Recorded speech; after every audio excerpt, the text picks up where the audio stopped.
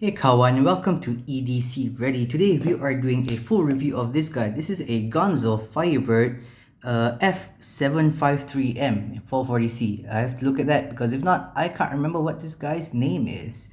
Okay, so before we get into it, let's just take some key measurements. And before that, while we're taking the key measurements here, this here is coming in at a weight of 81 grams, which is about 2.85 ounces. And in terms of its blade length right now, see now in millimeters, we are coming in at just around 76 or so millimeters from what I can measure. Okay, in inches, that is right smack on 3 inches. Show you right there. There we go. Let's get the measurements in. Yeah, right around 3 inches is what we're going to get with this guy.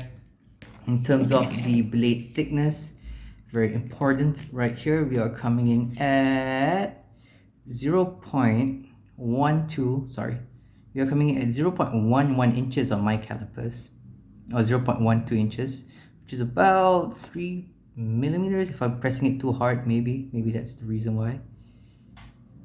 There we go. We're coming in at 3 millimeters, which is at 0.11 inches on my calipers.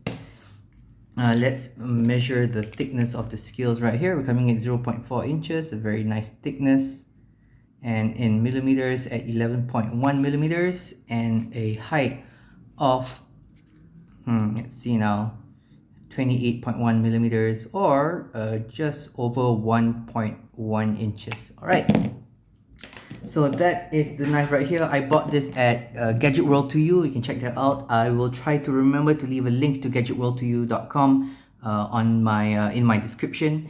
And this is one of the cheapest knives I ever bought. This is only, I believe, 75 ringgit, or was it 85 ringgit? It was around about 75 to 85 ringgit, which if you convert it to USD is only about 20 USD. And I'm sure that if you're in America, you might even be able to get this a little bit cheaper. So before I get into the full review, I want to talk about why I bought this knife. So I bought this knife because it has Omega springs on the inside.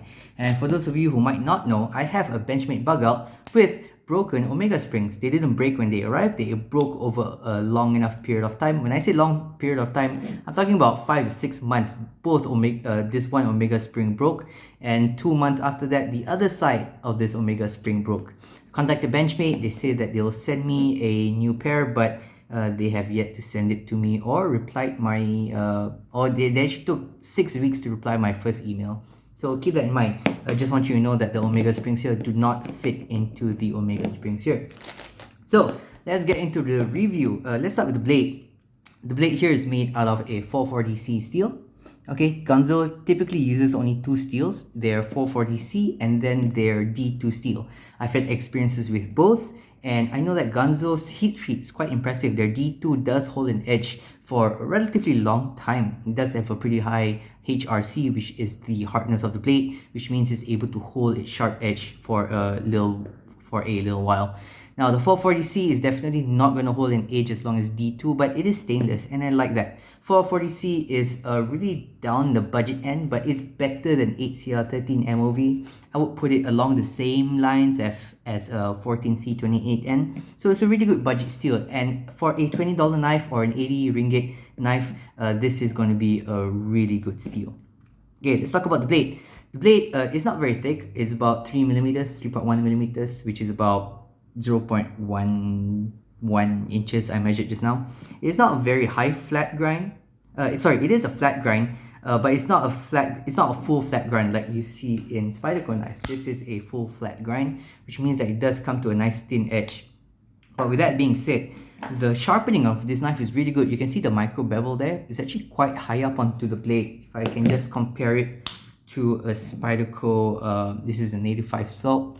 Okay, the actual micro bevel is actually sharpened at a more acute angle than this guy right here.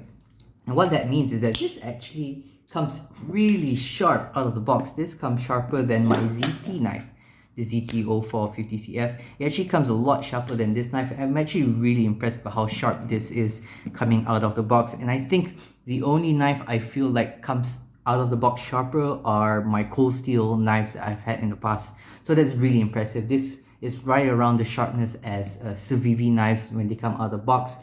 They're sharper than Benchmates coming out of the box. They're sharper than ZTs coming out of the box. And these are like 100 plus USD knives. So very impressed by that.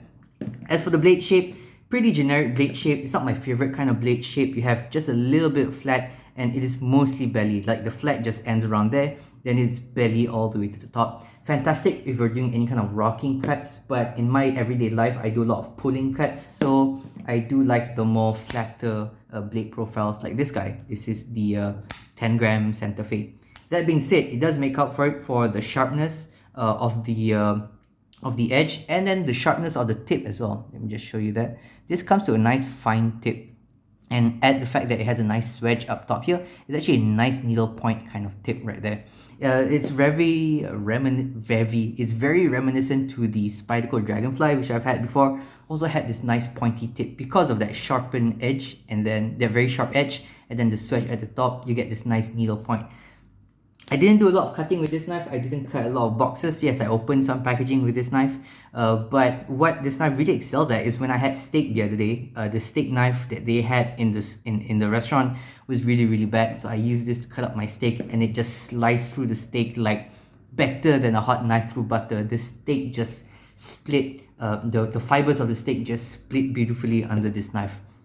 So that is very nice, and the fact that it is a stainless steel means that I do not need to worry about it rusting. So really happy about this blade. In terms of the material for a budget knife, it's great. In terms of the sharpness coming out of the box, is great. In terms of the pointiness because of that swedge, is great. The only thing is that I do not fancy the blade shape as much as a blade shape like this, but that is just personal preference and kind of it is a result of the kind of cutting that I do in my everyday life. Now moving back a little bit, you have this nice sharpening choil. It's nice and high and definitely avoids the plunge grind, so you can definitely sharpen this for a long period of time. It is quite small to use as a finger choil, so do not use that. I do appreciate a good finger choil, but that's not what this is designed for, and that's kind of a neutral thing for me.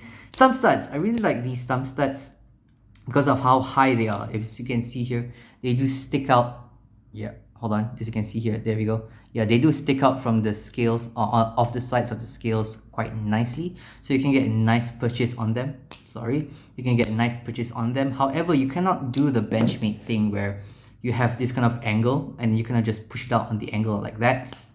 Instead of, I can't really do what I do on the Benchmade, which is push it up from the side, because then there's not really enough space. This is very much you gotta put your finger on the thumb stud and then push it out on the thumb stud. Okay, and it's the same the other way around, like that. You gotta put it onto the thumb stud and then push it out. So just a small thing, kind of took me off guard. I thought I would be able to push it out like that, but it's not like the most comfortable way to push it out. So just keep that in mind. Regardless, it's perfectly fine. Now, one negative critique I can have about this knife is the sliding lock. They call it the G-lock, but it's effectively a Benchmade axis lock in function. The axis lock is run out of patent, so any company can use it. They just can't call it an axis lock. So the G-lock here, it works fine. The springs are harder than the springs on a Benchmade bug out, which means that it should be able to last longer. I've never had a problem of Benchmade Omega springs breaking on me, unlike my Benchmates. However, the actual stud of the sliding bar itself is actually quite smooth, unlike this guy, where you have a bit more purchase and a bit more grip on the surface. This guy here, you do have some gripping, you have some ribbing on the sides right there for your pleasure, so that's nice. It is a little sharp, but it's completely usable. But the top right here is a little bit slippery, and I have been in a position where I have slipped off this by accident because of how slippery it is on the top there. So just a minor thing. It doesn't even happen all the time. It just happens more than I've experienced before in my life, even compared to my previous Ganzo that I had that also have this sliding bar lock, the G-lock feature.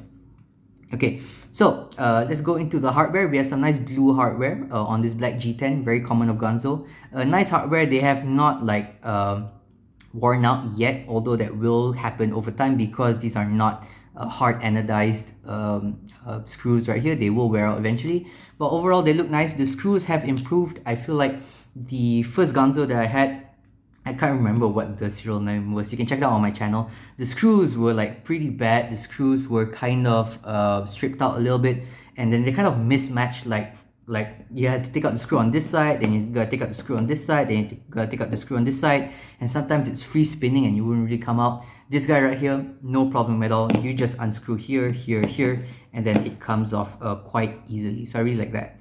Or was it the other way around? Regardless, it is, you can check out the disassembly video. You gotta just unscrew from one side of the scales and then the scales just pop out. Very nice. I think they really improved their screws, and actually I think they improved their overall construction of the knife in general, which I really, really like. The G10, which I think this is G10. Oh, it could be a polymer. Could be do I have a G10 knife here? It's most likely G10. Yeah. So the G10 here, correct me if I'm wrong, it could be a plastic, but I think it's G10. It definitely feels like G10. It's nice and comfortable. It has nice and grippy texturing right there. It has nice rounded edges on the edges here. So it's actually quite ergonomic. You have this nice little one finger choil right here, and then you have this nice smooth what's the word? Finger grip area here. And I do like that over something like this guy. You have this little kick at the back here. And the problem with having a little kick at the back here is that unless your hands fit perfectly into the knife, it can kind of be an ergonomic problem like it is on the ZT. But this guy right here, you have the nice finger choil, which actually has a bit of scalloping on the inside to help with the ergonomics. Very nice. And then your hands can kind of rest anywhere they want here.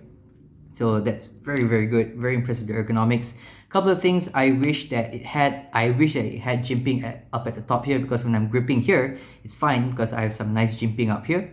But when I want to choke up a little bit, I do not have anything to kind of prevent my thumb from sliding around. So I wish that they did extend this jimping out a little bit, just like with my previous Ganzo. But you also have a little bit of texturing here and a little bit of jimping down here. All in all, this, when it goes to your hand, it just locks in quite well.